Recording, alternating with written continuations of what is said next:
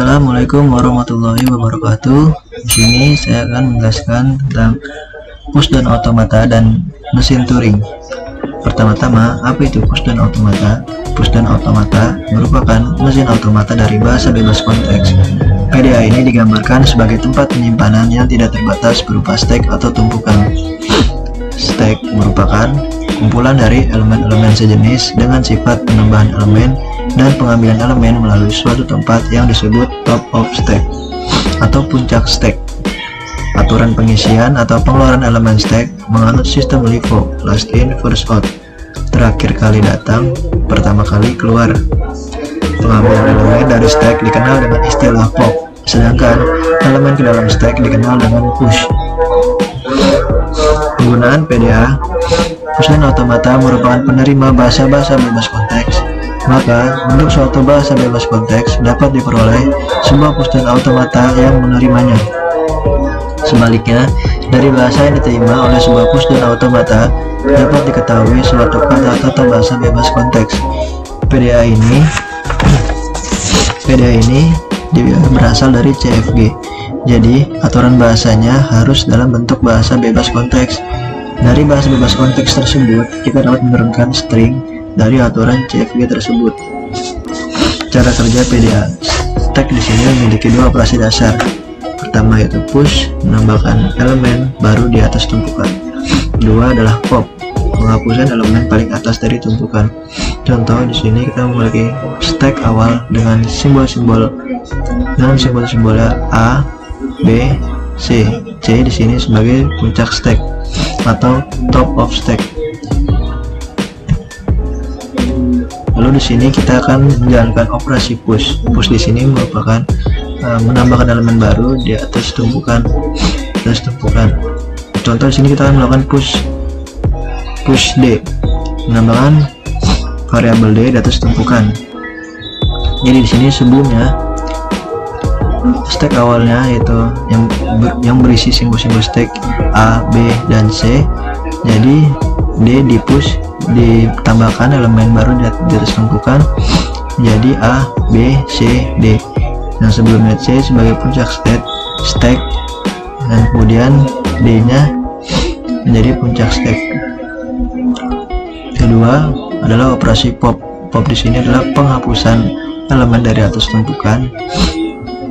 Sebelumnya yaitu simbol-simbol stack adalah A, B, C, D. Di sini kita akan melakukan penghapusan elemen D pada stack. Kemudian D di sini dihapus. Yang sebelumnya simbol-simbol pada stack itu adalah A, B, C, D. Di pop nih, yang D dihapus di atas tumpukan. Jadi simbol-simbol stacknya sekarang menjadi A, B, dan C. C sebagai top of stack atau puncak stack. PDA di sini secara formal memiliki 7 tuple. Key sebagai himpunan state, sigma adalah himpunan alfabet inputan, R di sini adalah simbol-simbol tumpukan atau stack, delta di sini adalah fungsi transisinya, S sebagai state awal, F merupakan final state, Z simbol awal tumpukan atau top of stack. Penting di sini saya ketahui proses berakhir bila semua input string telah dibaca. Bila berhenti di final state, maka diterima. Bila berhenti tidak di final state, maka string ditolak. Fungsi transisi atau move pada PDA didefinisikan sebagai delta Q1 membaca inputan A dengan Z sebagai puncak state, hasil Q2 A di push A menjadi puncak state, di mana Q1 Q2 merupakan state, A merupakan himpunan bagian dari inputan, Z di sini puncak stack. Penting di sini cara membacanya yaitu delta state Q1 membaca inputan A sebagai puncak stack, hasilnya state Q1 A di push A menjadi puncak state. Perhatikan di sini di bagian sebelah kanan, jika di sebelah kanannya itu berupa variabel, itu merupakan operasi push. Kedua, delta inputan Q1 membaca inputan B A, sebelumnya A ini adalah puncak state-nya, hasil Q2 MT. di sini empty ini merupakan penghapusan simbol pada stack atau pop.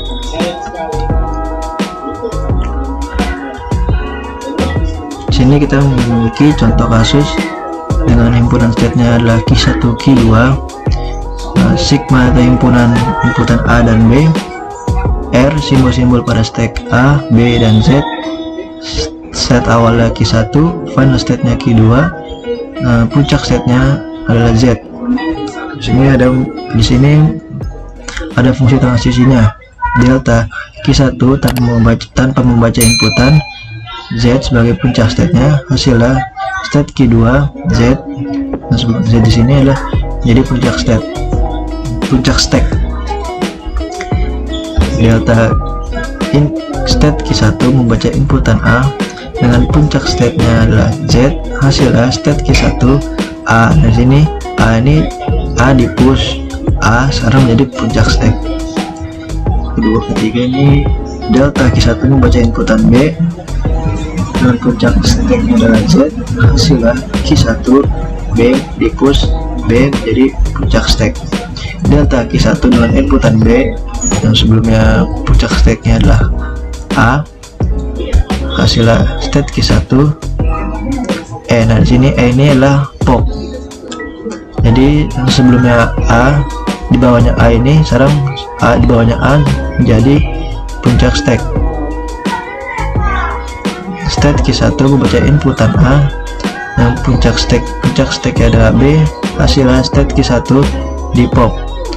Q1 membaca inputan B dengan puncak stacknya B, hasilnya Q1 B di push B menjadi puncak stack.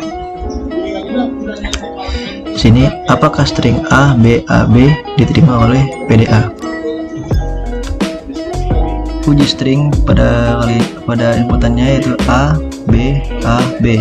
Stack awalnya dengan puncak stacknya adalah Z. Dicari di sini state Q1 membaca inputan A di sini dengan puncak stacknya adalah Z, hasilnya Q1 A di push A menjadi puncak stack. Nah, di sini A-nya ditambahkan pada stack, A-nya sekarang menjadi puncak stack. Kedua adalah inputan B. Q1 membaca inputan B dengan puncak stacknya adalah A, hasilnya state Q1 B di push. Nih, B di push B menjadi puncak stack. Nah, nih B di push, B nya sekarang jadi di atas, ditambahkan state Q1. Setelah itu inputan A, state Q1 membaca inputan A sebelumnya adalah puncak stack adalah B, gini hasilnya Q1 di pop. Nih kalau empty ini di pop atau dihapus, itu bukan yang paling atas dihapus, B ini dihapus. Nah, B nya menghilang, jadi A nya ini sekarang menjadi puncak stacknya. Q1 membaca kedua itu adalah inputan B, state Q1 membaca inputan B A. Di sini A puncak stacknya, hasilnya Q1 di pop lagi nih, yang apa A nya dihilangkan dari stack A nya. Nah, di pop A nya jadi nggak ada, dan Z nya jadi puncak stack. Udah selesai kan ini, jadi Q1 terakhir adalah state Q1 tanpa membaca inputan apapun dengan puncak stack adalah Z, hasilnya state Q2 Z menjadi puncak stack. Nah, inputan AB diterima karena tadi kita lihat, karena tadi kan kita sudah baca tadi apabila berhenti di final state adalah Q2, jadi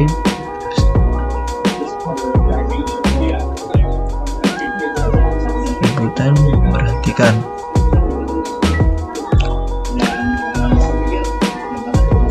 Lalu pembahasan kedua merupakan mesin Turing atau TM, menerima bahasa unsecreted. Mesin Turing bersifat umum dan memiliki kemampuan lebih tinggi daripada finite state automata maupun PDA dari segi aksi dan komponennya. Pada mesin Turing, memori yang berubah berupa sebuah pita yang pada dasarnya berupa array atau deretan sel-sel penyimpanan. Ciri-cirinya adalah sebuah Turing mesin terdiri dari pita. Pita itu adalah array tadi disebutnya pita, head, dan sebuah kontrol. Terdapat sebuah head yang menunjukkan posisi yang diakses pada pita. Head dapat bergerak ke kiri atau ke kanan untuk membaca input dari pita, yang sekaligus juga bisa melakukan penulisan pada pita atau mengubah isi pita. Pita Turing mesin bisa tunggal atau banyak dan terdiri dari sel-sel. Mesin Turing secara formal terdapat 7 tupel. Key sebagai himpunan state, sigma sebagai himpunan simbol atau output, R sebagai tadi ada sebelumnya adalah simbol pada stack. Jadi di sini pada Turing mesin berubah jadi simbol pada pita. Fungsi transisi masih sama, state awal, state akhir. Nah, di sini ada tupel baru adalah B. B di sini adalah simbol kosong atau blank. Cara kerja mesin Turing. Perilaku mesin Turing bergantung pada simbol masukan yang berada pada posisi head atau baca dan status dari finite control. Dalam setiap gerakan yang mesin Turing dapat melakukan satu dari 3 aksi, yaitu merubah status, menulis simbol pada pita masukan, menggerakkan head ke kiri atau ke kanan. Contoh di sini ada kasus misalkan key state key 1 dan key 2, sigma atau himpunan inputannya A dan B. R ini adalah simbol-simbol pada pita A, B, blank. State awal adalah key 1, final state-nya adalah key 2. Sini ada fungsi transisinya. Delta key 1 membaca inputan A, hasil key 1 A, R. R ini artinya adalah bergerak ke kanan. Input state key 1 membaca inputan B, hasilnya key 1 A, R. R artinya ke kanan juga. State key 1 blank, hasil key 1 blank, L. L ini adalah ke kiri, bergerak ke kiri. Nah, di sini soalnya adalah apakah string A, B, B, A, A diterima oleh PDA. Misal pita awalnya A, B, B, A. Nah, dengan headnya di sini adalah di A. Di sini inputannya adalah A. Kita cari A dulu. Input state key 1 membaca inputan A, key 1 A, R. R ini adalah bergerak ke kanan. Nah, berarti ini jadinya headnya ini namanya head, bergerak ke kanan ke B. Nah, ini bergerak ke B headnya. Kedua adalah B, inputan B, key state key 1 membaca inputan B, key 1 A. A, R bergerak ke kanan. A ini nanti di sini kan apa, B sebelumnya adalah B, di sininya difunksionasinya adalah A. Jadi ini ntar yang B ini berubah status menjadi A, lalu bergerak ke kanan. Setelah bergerak ke kanan, B nya ini berubah menjadi A. Nah, ini jadi A, B, A. 3 adalah B lagi, key 1 membaca inputan B, key 1 A. Ini A lagi berubah ke kanan, menyebabkan head menulis A, bergerak ke kanan. Setelah bergerak ke kanan, B nya ini berubah menjadi A. Nah, A. Keempat adalah A. Key 1 membaca inputan A, hasilnya key 1 A, bergerak ke kanan lagi R, menyebabkan head menulis A, bergerak ke kanan. Nah, kan ini udah A, jadi udah biarin, nggak usah diberubah. Kelima itu adalah inputan A, key 1 membaca inputan A, key 1 A, R lagi, jadi ini ke kanan lagi, menunjukkan head bergerak ke kanan. Lalu head menunjukkan ke blank. Nah, nih kan dia udah di A nih, kita bergerak lagi dia ke kanan, nah ke sini. Nah, di sini tuh artinya itu kosong atau blank. Head menunjuk ke blank karena bagian pita belum ditulis, dianggap berisi. Nah, di sini delta inputan state key 1 membaca inputan blank. Nah, di sini kan tadi blank nih, headnya di blank, jadi membaca inputan blank, hasilnya state key 2 blank, bergerak L. L ini artinya bergerak ke kiri, headnya bergerak ke kiri. Dan tadinya di blank headnya, sekarang bergerak ke kiri karena ada transisi L. Tidak ada transisi lagi dari key 2 final state, mesin Turing akan berhenti karena berhenti di state kedua, key 2. Key 2 ini adalah final state. Berarti inputan tersebut berhenti atau diterima. Sekian dari video kali ini tentang pembahasan push dan automata dan mesin Turing. Assalamualaikum warahmatullahi wabarakatuh.